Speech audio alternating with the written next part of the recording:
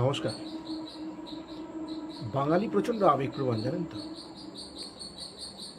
আমাদের কাছে ধর্ম, শাস্ত্র সব কিছুর উপরে হলো আমাদের আবেগ। আমাদের কাছে মহাশক্তি মহামায়া দেবী দুর্গা আমাদের ঘরের মেয়ে, কার্তিক আমাদের সন্তান তুল্য, গোপাল সেও সন্তান তুল্য, কারো কারো কাছে ভাই, কারো কারো কাছে দাদা। ভগবান শ্রীকৃষ্ণ আমাদের বন্ধু, সখা। ভালো লাগে, বিষয়গুলো সত্যি খুব ভালো লাগে। এতে ঈশ্বর এবং ভক্তের মধ্যে একটা আলাদা আত্মিক সম্পর্ক যেন মনে হয়। তাতে ঈশ্বরকে আরও ভালোভাবে ভক্তি করা যায়, আরও ভালো করে কাছে নেওয়া যায়, আরও বেশি করে ভাবা যায়। বিষয় একদিকে ভীষণ ভালো। কিন্তু আমার কাছে কথা হলো, কার্তিক পূজা এখন একটা পুরো ফ্যাশন হয়ে গেছে। কার্তিক পূজা বেসিক্যালি শাস্ত্র মতে কাদের করা উচিত?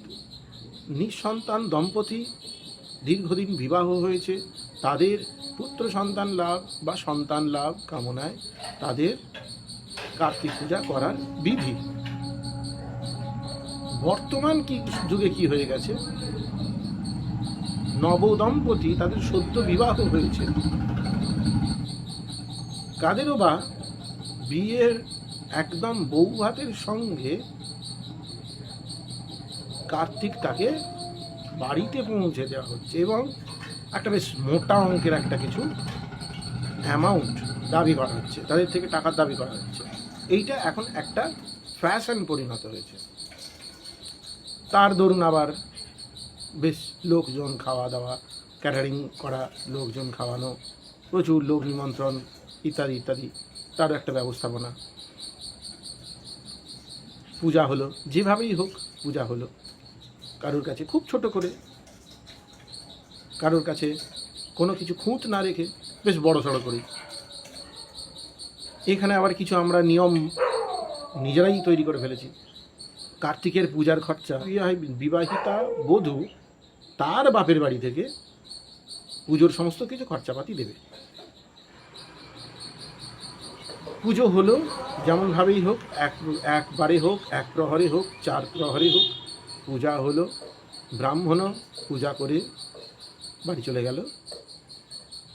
তারপর কার্তিক ঠাকুরটাকে নিয়ে কোনো গাছের ডালে ঝুলিয়ে দিল, কারুর ক্লাব ঘরের ছাদের ওপরে, কোথায় ফাঁকা দুর্গা মঞ্চ, কোথায় নদীর পাড়, কোথায় খাল পাড়, কোথায় পুকুর পাড়, এদিক সেদিক এইভাবে অপশ্রদ্ধায় কার্তিক ঠাকুরগুলোকে যথেচ্ছভাবে বসিয়ে দিয়ে চলে এলো। আমার কাছে কথা হলো, যাকে আপনি সন্তানরূপে পূজা করলেন, সন্তান হিসেবে দেখলেন, পূজার পরে আপনার সন্তানকে কি ওইভাবে অবহেলিতভাবে গাছের গোড়ায় দিয়ে আসা, পুকুর পাড়ে ফেলে দিয়ে আসা, রেখে দিয়ে আসা, নদীর পাড়ে রেখে দিয়ে আসা, কোথাও ক্লাব ঘরের ছাদে, দুর্গা মঞ্চের ছাদে, যে যেখানে পারছে তুলে রেখে চলে এলেই হয়ে গেল? এইভাবে দেখতে কি ভবিষ্যতে ভালো লাগে? শাস্ত্র বলছে পূজা এবং পূজার অন্তে বিসর্জন। তাহলে মাঝখান থেকে এই রকম ধরনের কিছু প্রতিমা, যেমন কার্তিক, আবার এখন দেখতে পাচ্ছি লক্ষ্মী, গণেশ, মা শীতলা, মনসা মূর্তি, এইরকম কিছু কিছু মূর্তিগুলো, যেগুলো পূজার শেষে এইভাবে কোথাও একটা বসিয়ে দিয়ে চলে আসা হলো। তারপরে সেই মূর্তিটার যে কি জঘন্য অবস্থা হয় সেটা আপনি আমি সবাই জানি। এইটাকে কমেন্ট করে আমাকে বলুন তো, আজকে এই ভিডিওটা যারা যারা দেখছেন তারা প্রত্যেকে কমেন্ট করে বলুন তো, এই বিষয়টা কি দেখতে ভালো লাগে? সত্যি কি ভালো লাগে? মনে গিয়ে কোথাও মনে হয় না? একটু মনে হয়। দুদিন আগে আমি আমার বাড়িতে তাকে যত্ন করে পুজো করেছি।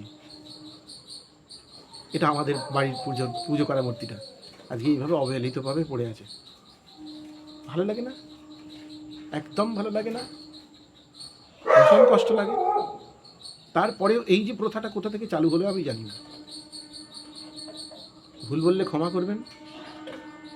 কারো কিছু বলবার থাকলে কমেন্ট করে জানাবেন, আর অবশ্যই কমেন্ট করে জানাবেন এই প্রসঙ্গে আপনাদের মতামতটা কী। ধন্যবাদ।